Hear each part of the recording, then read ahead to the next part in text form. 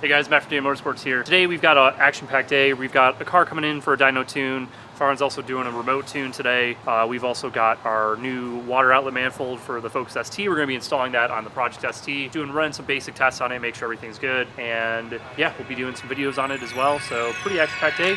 I'll go check it out.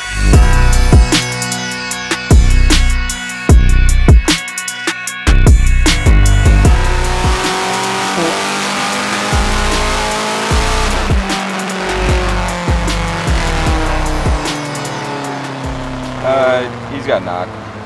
Don't know why. I'm gonna have to talk to him if there's something goofy with his fuel or maybe something going on with his electronics or the sensor itself. We'll have to see what's doing that, but it's going rich because of it. A little bit of white smoke, some oil. Yeah, he's mentioned he's got that, so there may be something unhealthy about this engine. This is, I guess, more or less a junkyard motor that he bought, so it's possible it's burning a little oil. Oil will cause knock. That might be part of what's going on.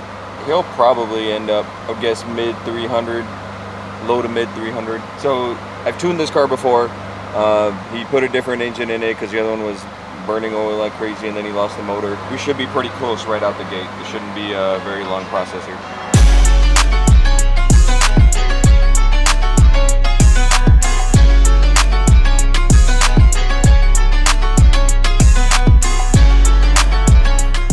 What are you doing? What am I doing? I'm cleaning the windshield.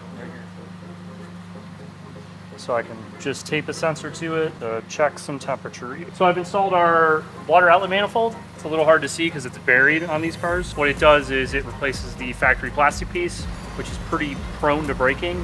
If you've done a big turbo install on one of these, you kind of already know that. A lot of people break them when they do the turbo. So ours is a billet piece. It replaces the factory plastic piece, and it still retains all the factory style connections. So if you have a factory car, you can install it. If you have a heavily modified car, you can install it.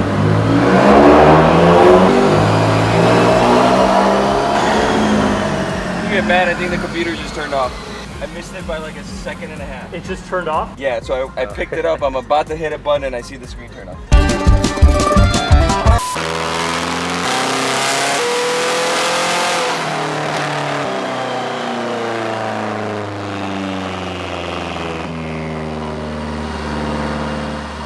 This car's not behaving, so we may be back to the typical problems. No, it turned it way down so we don't get the knock, but he's running really lean.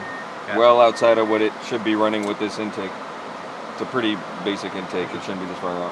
So this is where it's a hard decision for tuners. Yeah, I can add more fuel, but why is it behaving like this to begin with? Is there something wrong with the sensors? Is there something wrong with an injector? Is there something wrong with the plug? So this is typically where you have a conversation with the guy. It's not behaving how it should. I can tune around it. Ultimately, it's his car, right? I don't want to tune for a problem that he doesn't want me to tune for. You're going lean. Yeah, and as we're going lean, it's getting worse. Like as we're going up in RPM, it's getting leaner and leaner and leaner. So usually a hardware issue of some sort. Could be a vacuum leak, it could be a leak at your exhaust if you know that you have one there. It could be a bad injector. I mean, I literally haven't opened your hood, right? So I don't know the condition of anything under there. If you want me to just send it, I can tune around it and just go. I'm not trying to make record horsepower, but I'm gonna have to fix the calibration so that it gets the right amount of fuel. But knowing that I'm fixing some other hardware problem so that it has the right amount of fuel when it's running. Okay. So now we're gonna go back and change the calibration on the car so that it thinks it's getting more air than it's actually getting and puts in more fuel for that air.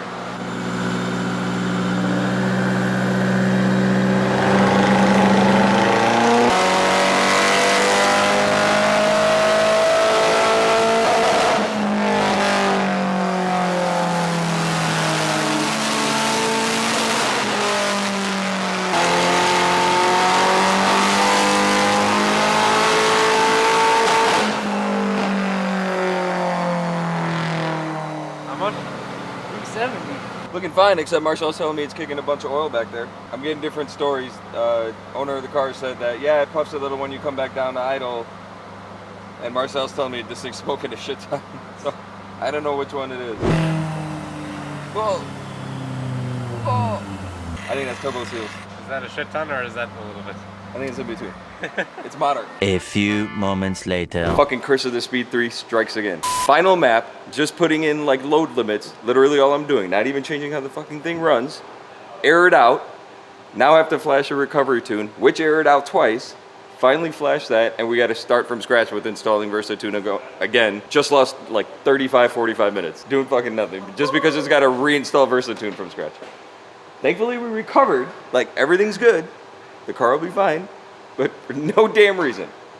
Just putting in the safety tune. That's it. I thought you were going to say you bricked the ECU. Well, it did. Like it says, the ECU. Well, I mean, it locks the ECU. Yeah. When it has that problem, it locks the ECU. So the ECU got locked, and you got to go through the whole recovery and everything. No damn reason. I almost made it out of here in time. The dude on the dyno in North Carolina is running the last map he's going to be able to run today because he's got to go. This would have been the last map on this car. I actually would have made it out of here at 3:20 like I wanted to. This close. So a cool feature here that we do in-house at Dyno Motorsports is we are now laser engraving a lot of our parts. So pretty much anything we get anodized, we're now laser engraving. So we've got our employee Josh over here working on lasering up stuff. He's looking like a DJ today. He's rocking out. So right now he's going through lasering a bunch of parts with our logos, with our other sister companies' logos. So yeah, pretty cool setup. We've got a lot of stuff, 3D printed jegs for everything, so that way we can kind of put whatever part we need on here. We also have exhaust fans and everything set up, so that way, you know, we're not breathing in the fumes from any of this. All it is just lasering aluminum away. But yeah, pretty cool stuff. So yeah, you're going to see a lot of our parts going to start to be laser engraved going forward, and kind of nice little tool we have set up, so that way you can do more stuff in-house. So yeah. So car's out the door now, but came in on a base map. Turns out something had changed. Something's goofy about that car. Isn't quite running right. Not getting the fuel it should be getting. Calibration's a little off. Go and ask the customer, you want me to tune it, or you want to go home and figure out what's wrong? He said, go ahead and tune it, work around it. Tuned around the issue. Something is still wrong, but we tuned around the issue and made a conservative 320 horsepower. He didn't want to push it too much because something's wrong with it, so who knows. Dude's already got a backup motor and is already working on building another one, so he said, screw it, let it rip. Yeah, got a clean 320 horsepower. Fuel looks great right now, even though I know I'm fudging the numbers to make it look that good.